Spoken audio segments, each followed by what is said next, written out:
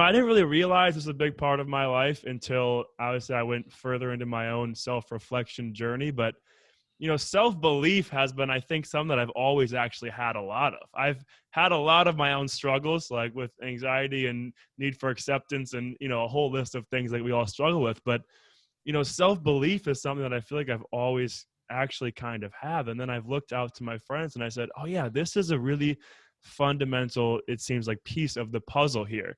And so when I saw your thing, Believe Nation, and this idea of self-belief is the cornerstone for everything, like I was really interested in asking you, how does someone like me with who's always had self-belief come into the world and try to help those, gain it, basically, right? How does someone gain self-belief, and how does someone like me who says, hey man, you can do this, without, giving some sort of corny, cheesy advice on life, right? So I'm just curious on like how you go into the world and helping people, believe in themselves. That's kind of the foundation of what you do. Why would you make that? Like, why that instead of something else for you? Something else for what? For what you want to do. Like, why make that the thing that you want to go do? That I want to do with people? Mm-hmm. Why do I want to help give them self-belief? Mm-hmm. Because I feel like it is kind of the cornerstone for a lot of things. I feel like people will try things and they fail and they say, see, look, I knew I couldn't do this, or they're afraid to jump in because they don't really think they're worthy enough. And it seems like there's this underlying layer of pretty much every successful person I've interviewed on this podcast who says, yeah, man, I just didn't quit and I believed in myself. And that answer comes up so many times, but I don't know how to teach that or how to instruct that to people. What was the thing you struggled with the most as a human? Emotional pain. On my journey? Yeah. Like, if it's not self-belief, what's the thing that you really struggled the most with? Definitely stepping into my own identity and my own path. Okay. And that led to, I guess, really a series of, I guess, anxiety and just not being sure on what I want to do with life. I mean, basically, I studied abroad for 6 months in Thailand, and that was kind of the kicker for me, which really kind of punched me in the face. It was like, dude, you've been going down this other path sort of this whole time, even though you kind of knew it wasn't for you. And that was the big eye opener. When I came back from that experience back to the same exact environment that I was in, I still didn't make the change. I was still doing kind of the traditional route. And for me, it started to just eat away at me. And that was probably the hardest year of my life, where I, for the first time in my life, had a lot of anxiety. The first time in my life, had social confidence issues, just really was trying to figure out who I was, but I didn't feel like I was presenting that person to the world. That's what you want to help teach people.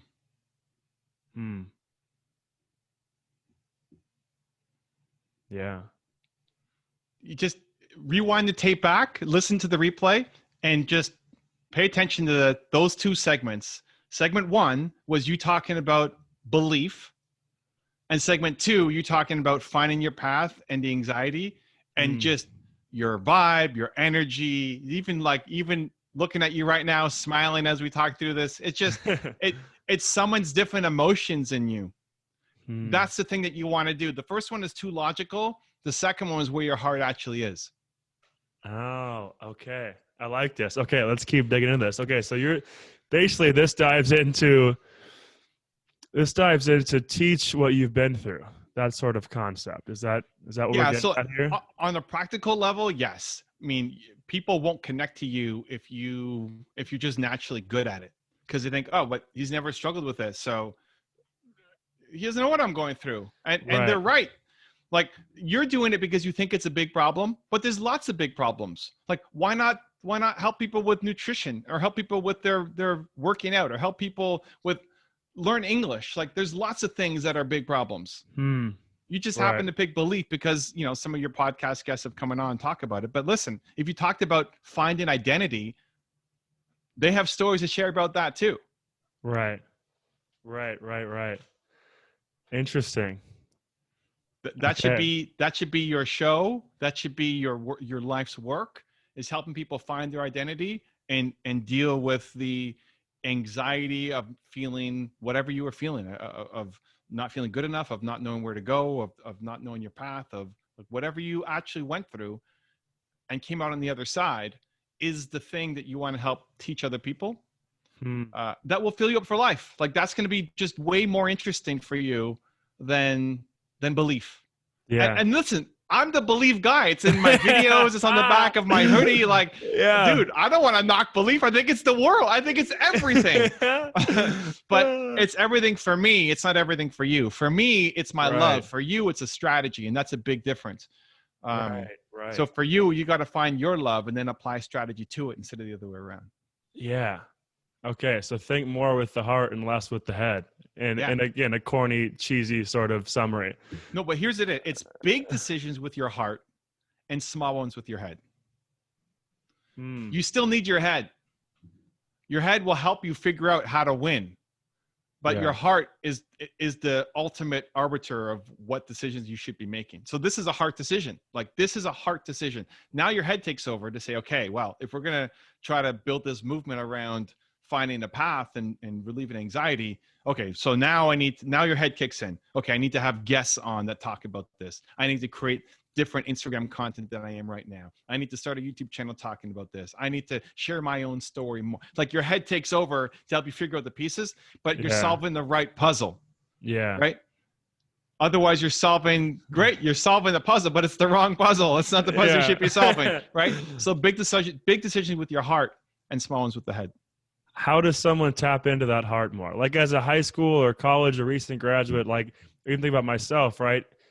How do you tap into that? I feel like there's a lot of subconscious going on. We don't really have full awareness around what's going on in your life as a young kid. How do you tap into that heart and what's going on there? So there's a couple things, and I kind of primed you through some of them without talking about it, so we can dive into it. First is, you asked me a question. I just flipped it on you basically to say, because why did I do this? In how you asked me the question, I realized he doesn't actually care deeply enough about this thing. So instead of answering your question, which was, how do I get people to believe in themselves more? I asked you, what was the hardest thing that you went through? Because ultimately your purpose comes from your pain. Whatever you struggled the most with as a human, emotional pain, not like I broke my finger or my arm or something. Like emotional pain. When did you feel the most anxiety, the most stressed out, the most worthless, the most didn't fit in, right? Inside of that is your purpose. It's just, that's how we are wired. You want to help other people. If you knew that your work could either help people believe in themselves more or could help people find their path and not have to suffer the anxiety that you suffered, that's an easy pick. Right. So how did I get there? Well, step one was asking you, what is the biggest pain that you went through? What did you struggle the most with as a human? And you could have answered lots of different people's stories all over the map. Maybe it's abandonment issues or abuse issues or lots of other stuff, right? This was yours. The next step is pay attention to the interactions. So pay attention. So I encourage you should actually go back and watch this episode, the first 5 minutes of it, not for editing, but just for yourself, and see how you talk from your head about changing people's self-belief. And then from your heart and the smile on your face that comes up, and how much more meaningful the words are when you talk about finding your path and anxiety. So paying attention to that. Now I'm catching it and throwing it back at you, right? Now it's how do you do it for yourself?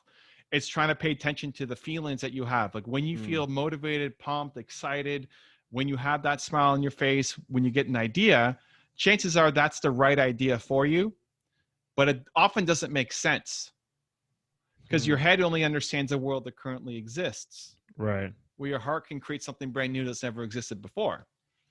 Your head's designed to keep you safe, practical, and grounded in reality, where your heart wants to go off and build something brand new. So you get these ideas.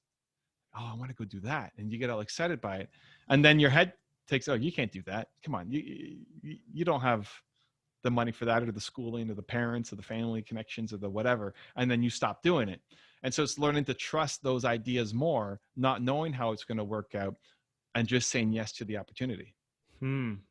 So is that the belief part of it right there, what you just mentioned? Is that the self-belief aspect of, I'm talking about, you can talk about your journey now. Like, what did that, because I'm curious, what did that look like for you as someone who needed to build that within himself? So for me, my biggest fear is disappointing people. I feel like I'm going to show up and not deliver.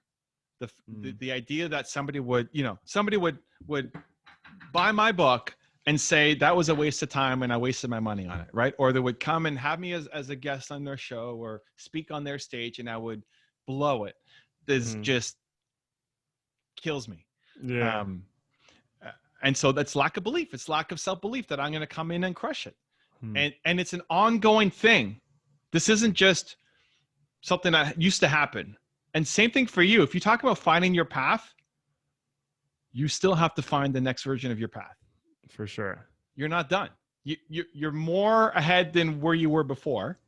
Yeah. But you're not done. And you don't want to be done. You always want there to be a path ahead, right? You don't want to say like, this is it and I'm done. That's the end of a journey. You always want there to be a new twist or turn on the path. And anytime you feel anxiety, this is where your head and your heart can fight. You might logically think, ooh, like my podcast is taking off. This is awesome. I'm crushing it. But you have anxiety. It's because you have to take a different path. Yeah. You're ready for the next path, even though logically, like it makes sense to stick on this one.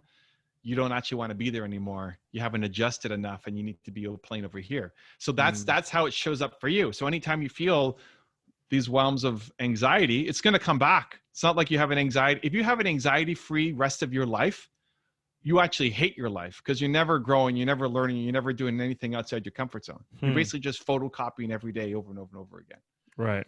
So the next time you feel any kind of anxiety, that's a physical sign for you that something needs to adjust in how you're walking your path. And that's great. Yeah. Right. Yeah. Like it was terrible when you went through it however long ago, 2 years ago or whatever. But now you can catch it faster. Now it's not going to take you however long it took you in the slumps to figure that out. And this is how you react to it. And so you can get out of it a lot faster and then just find the next version of your path. Yeah. That's awesome. Okay. Well, let's keep this on me because it sounds like this is how you like to approach this, which is kind of fun because no one's really taken this like shoot back approach. So at the beginning of my journey, and still is, but as you said, it's gotten a little bit better. Like, I think the reason why I didn't jump into it was like need for acceptance has like driven, I think, my entire life, which I never really realized again. But like, it was so hard for me to go out into the world as like this entrepreneur, as this person who wanted to do things to help people because I was afraid of what my dad would say, what my friends would say, what everyone would say. And I think one of the reasons maybe why I wanted to have a ton of friends in the first place was to just feel accepted by everybody. And it's not inherently a bad thing to want to be friends with everyone, but it still gets at me. Like, it's still this need for acceptance and this idea of, because they prevent you from walking your path. Yeah. And some of them actually do. And some of them it's just a mental trick. Like some of them, they actually would support you. You just don't think they would, or you're afraid of telling them. Because I've got this, I'm a visual thinker. So now I've got this like cartoon in my head of there's like all these people walking on this highway. And then there's Tim, like, who wants to go off, on his own super speed highway. That's one lane. And everybody's trying to like hold on to him to say, no, don't leave. Like, I want to go run. Anyway, that's that's how my weird brain kind of thinks. But, yeah, sometimes it's out of love. Like, I'm sure your dad loves you, right? Probably. There's a good chance he loves you. So why would someone who loves you tell you not to do this thing, or even that's a fear? Well, because his version of success is probably different than yours. How old are you right now? 23. Great. The opportunities available to you at 23 compared to your dad at 23 are vastly different. It's a different world. He couldn't have followed his passion. He couldn't have walked. He had to be crazy to walk his own path. Yeah. You had to basically not be able to fit into a corporate environment when he was 23. to be an entrepreneur. Right. The idea of starting a podcast and interviewing people is such not possible. It's crazy. Yeah. Even for you 5 years ago to think that you'd be doing a podcast, interviewing people that you look up to is bonkers. So that's the empathy part. Like you crave your father's acceptance, but he loves you. He's just as worried for you because he doesn't understand what is open to a 23-year-old right now because his life is different. So he wants you to be happy, but his version of happy is go do this safe path. Yeah. So that's half. That's one group. And that could be friends, family. That's your dad, your mom, your, some uncle, whatever, some friends from high school. Some other people may just want to hold you back because they're jealous because they took their shot and it didn't work. And now nobody around them can have success because it makes them look bad. That seeing Tim go off and win means that I suck. And so I can't have Tim win because that makes me feel bad about myself. And those are the people that you need to, that's not out of love. That's out of insecurity and jealousy. And those are the people that you need to dump from your life. Now, for some people, that's actually their mom, or their dad. That's, you're fortunate to have, parents who love you. So recognizing that that's a limitation is important because staying on the path that everybody else is on, just because everybody else is on it, ultimately is going to lead you to having friends, but hating your life. Because you can't walking your own path is so important to you. Yeah. Yeah. So you have to be able to have the courage to walk your own path. And it's not to say, screw you, dad, I'm walking my path, right? It's not out of negative energy. It's out of, no, I need to do this for me. And I hope you can support me on my path. And if you can, great. And if you can't, it's not a diss to you. I just need to do this for me. Right. Right. What did it look like for you walking your own path? Because I know you started with other things and you eventually got to this Believe Nation and this became your work. Like, what did that look like for you finding your own path? I think the biggest thing for me was the willingness to step in front. So before my YouTube channel, I had a website and I had 100,000 pages of content and I profiled all sorts of different famous entrepreneurs, kind of like what I do on YouTube now, but before there was a YouTube. So I wrote articles talking about Steve Jobs and Oprah Winfrey and all these people. And it was off my name, evancarmichael.com, and it still is, although that content's not there anymore. And people would always ask me, you're telling all these famous people's stories, but what's your story? I'm like, well, why do you want to know my story? Like, yeah, okay. I mean, I sold a business when I was 22 and made some money and stuff, but it's nothing compared to Steve Jobs and Oprah Winfrey and all these people I'm profiling. And so I never really understood it. And then I started my YouTube channel. So I never told my story ever on my website. A little bit on the about page, but never really dug in deep. Right. Then I started my YouTube channel, which, your audience might know me from more than the website. And we did a series called The Top 10 Rules for Success, where again, I profile just a video version of what I did on my website. Yeah. The number one request was me. So we've got thousands of requests that come in, and the number one top 10 that people wanted to see was Evan Carmichael. I'm like, guys, you know what we're doing here? Like we're profiling all of these giant, Warren Buffett and Elon Musk and all these people. Who cares about me? And it took me a long time, dude. Like I started that when I was 22, the website, and I'm 40 now, right? It's 18 years to get to here. So it took me a long ass time to get here. And the website and the the YouTube channel is not all about me, but I had to accept that, hey, inside of my story is actually important lessons. People can learn from what I've done and see themselves in me and say, hey, if he could do it, I can do it too. It's why I post on Instagram every month. I'll post my numbers for YouTube of how I started. And it's kind of updated for the most current month because it took me 5 years to get to 7,000 subscribers on YouTube. 5 years. And then the first 5 years was 0 to 7,000. And the next 5 years was 7,000 to 2 million. Oh, wow. And I think people just quit too soon, right? They just give up too soon. It doesn't mean it has to take you 10 years. Hopefully you can learn and get better and faster, but there's still a journey and a process. And I recognize it inside of me sharing that story. It inspired others to say, I can do that too. Right. And so me being comfortable sharing my journey when I felt like it wasn't enough, it's nothing compared to what other people have done, but it still could be inspiring to people. And it's Mm. still awkward. I'm an introvert, so Mm. I have no need to talk about me or share my story. Even this, like I'd much rather help you and bounce off of you and what you're going through than make it about me. So that's still something that I work on is owning, that piece and Yeah. recognizing that I've been on a great journey. So yeah, that's how it shows up, in my life. Yeah. And it's a lot better than it used to be. And I still got a long ways to go. Hmm. I love how you share that every month, like, because that's a big thing that I struggled with when I started. And I know that pretty much everybody my age, this idea of how many likes am I getting compared to this person and how am I doing compared to this person. And again, the more you think about it, it seems silly, but yet it impacts you every single day when you see someone your age who's like, why does he have, this amount of this or this amount of this? And I saw like, I just, part of your book was like, it really caught my eye because it was like, even Tony Robbins isn't Tony Robbins.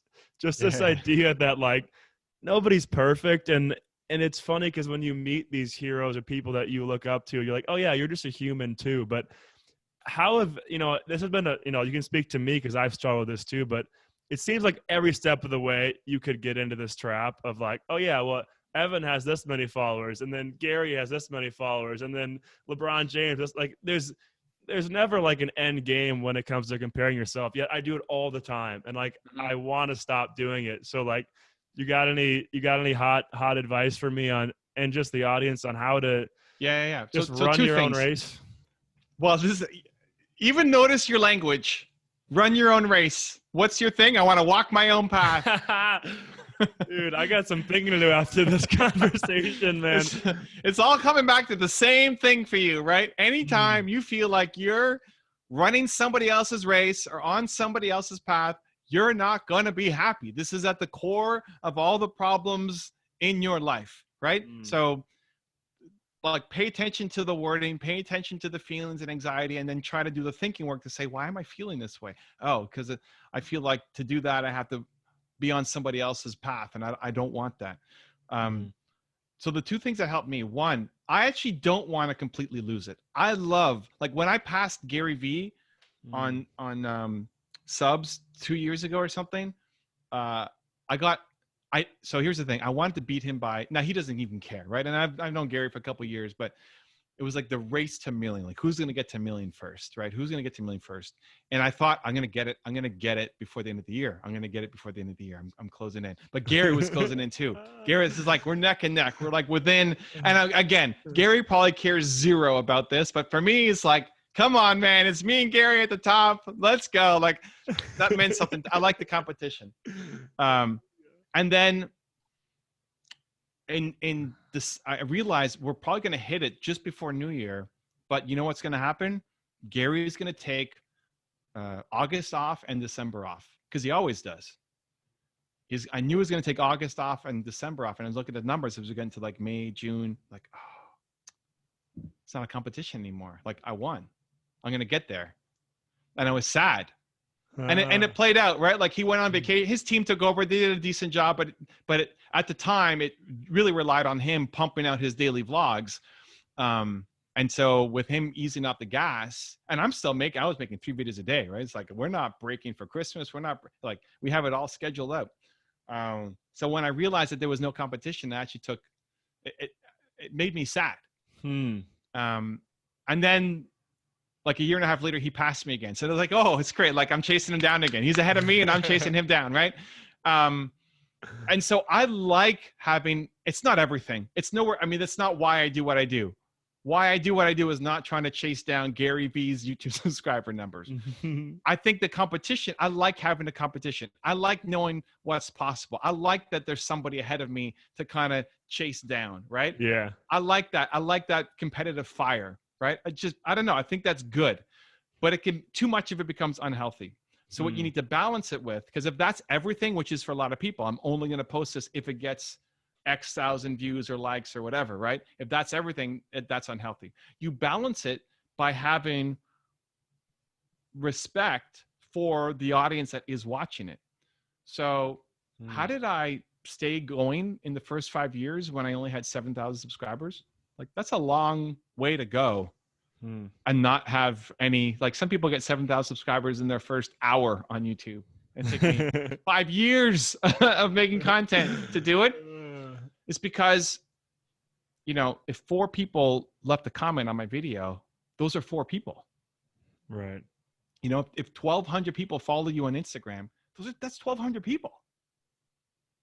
You know, it may not be 1 million too, but that's 1,200 people. If you were going to do a speech in front of 1,200 people, you'd be peeing your pants in nervousness, right? It's like, that's crazy. That's a huge audience. Sweet. Yeah, it'd be awesome. But now, because it's online, now it means nothing, right? So it's just a connection that these are real people, that these are humans who chose to follow me because they like my message, right? So I always, this wasn't even a strategy. I don't know where this came from. It was ingrained from my mom or whatever, but I always just had respect for the people who were following me, that these people matter.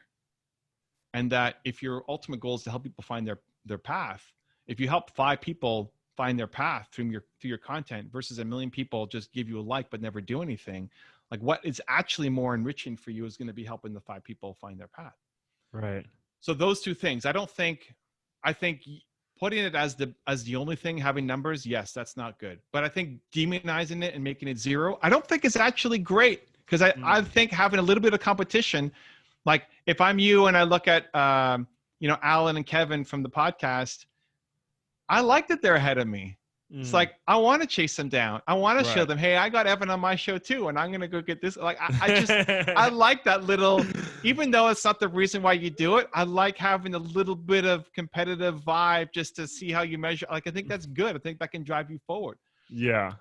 And at the same time, balancing it with a giant healthy dose of, I am so appreciative for every view, for every comment, that you took the time to press that like button. Thank you so much. That means a lot to me. And actually feeling it, that's a human on the other side there who might have drove their car off a bridge, but instead saw your post and didn't. And that's sometimes hard to understand, but I've had comments like that. I've had comments when somebody said, Evan, I was driving in the car. It was like 3 a.m. I was driving in the car and I was going to kill myself. I was going to take my car off the bridge. And on the way, I had one of your videos on, and the message, it wasn't even me talking. Like, one of the profiles I did, it made me turn around and drive back home. Wow. Crazy, right? I mean, that's one of my favorite comments of all time. But, you know, I've never gone to the point of being suicidal or anywhere close to that. And I never set out for my channel to try to do that. But if you're helping people with their belief, then that's going to happen. Same thing with you. How many people are so frustrated about fitting in, about having anxiety, about not taking their own path, that then they feel like there's no hope and they kill themselves. Like, that's a lot of people. And in hearing your story, that might be the difference for that one night to put away the knife or to not jump off the bridge or whatever. And trying to actually feel that, like, one of those 100 people who liked it, that is actually, some people it's great. Yeah. Like, heart, awesome. But for some people who gave you a heart, it actually really touched them in a deep and meaningful way. And if you can actually feel the connection to that, you look at that number and it says 101 likes or whatever, and you feel like one of those people, I know it. I'm one of those people. That's what I default to thinking. Like, somebody listening to this episode is going to be deeply moved by this episode. Not everybody, not most people. Maybe most people have already turned off by now. It doesn't matter. Somebody's still sticking around to the end, and this is going to be the unlock episode that helps them find their path in their life, and I'm jazzed for that. So balancing those 2 things, right? The competition, you already got that. That's easy for you now. You're already looking at what other people are doing. But the other side, the, like, gratitude that people followed you, and that you got 5 likes, and for one person there, that actually meant a huge, huge deal, that thing that you posted. Even if it took you 4 seconds to post it, it had a big impact on them. Dude, why even now, like, on Instagram, I do a lot of video DMs for people. even just saying like, hey, thank you so much for following me. Thank you so much for commenting. Thank you. I mean, I'm blessed. You know, we have so many people. I can't do it for everybody, but the comments back is like, wow, thank you for taking the time to do that. That really meant a lot to me. Or somebody says, hey, can you wish my boyfriend a happy birthday? And I say, hey, Rick, happy birthday. Like 8 seconds of my time, but means the world to them. Yeah. Being able to do stuff like that to keep you grounded. Because I have 350 million views or whatever. I don't know what that means. I don't know what that means. What is that? That's the entire US. Like, I don't know what that means. But when you see the tangible, like, this meant something to me, that's why I wake up and do what I do. And I want to beat Gary Vee at the same time, right? It's like, it's both of those, right? I think like the healthy balance, right? It's the yin and the yang together working. I can see both these angels on your shoulders right now. Yeah. Just speaking into both your ears. Dude. And that's when you need to have the balance of like, if you're only focused on this side of the comparison, then you need to balance the other side. Hey, look, like, let me go look at my last post and look at the comments and realize, hey, this had an impact.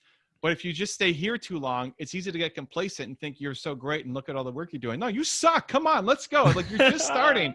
Let's go, Tim. Come on, let's man. Go. We need content, man. It's time. Right? That's literally how I talk to myself. If I'm being too hard on myself, I have to balance and say, dude, you're awesome. Like, come on, like, look at what you did. Look at these comments. And I might go through my comments and see, or that people liked it. Or if I feel like I'm too good, you know, oh, look, I crushed. Look at these views. Like, dude, what are you talking about? You suck, man. Come on. Look at what Elon Musk is doing. Backup plan for the planet. You got 2 million subscribers on YouTube. Come on, let's go. What are we doing, Carmichael? Like, this is literally how I'm talking to myself. But usually we perpetuate the thing that we don't want. Like, you make this devil bigger and bigger and bigger and bigger and bigger. You don't have the other side to balance it out. Where I want to flip it to make it equal. Dude, you're blowing my mind right now. Like, I got emotional when you were talking about the whole save someone's life, and then you're like this. It's like a coaching session, because I'm thinking about, like, I'm reading The Alchemist again right now for like the 5th time, and I'm like, why do I love that book? It's literally all about following your own path. I'm like, oh my god, this is insane. And my final, okay, I know we're over. Do you got you got a dip? Yeah. Quick, what do you got? Okay, this is my last question. It's actually hilarious because it's also about this, and so. With the whole like dream life, dreamology concept, I wanted to look up what the definition of the American dream was to see like what it was. And so I'll read it to you quick and have the final question. Okay. And so the American dream is the belief that anyone, regardless of where they were born or what class they were born into, can attain their own version of success. And the hilarious part is that the part that stuck out to me is attain their own version of success, which means that the American dream is not this standardized concept.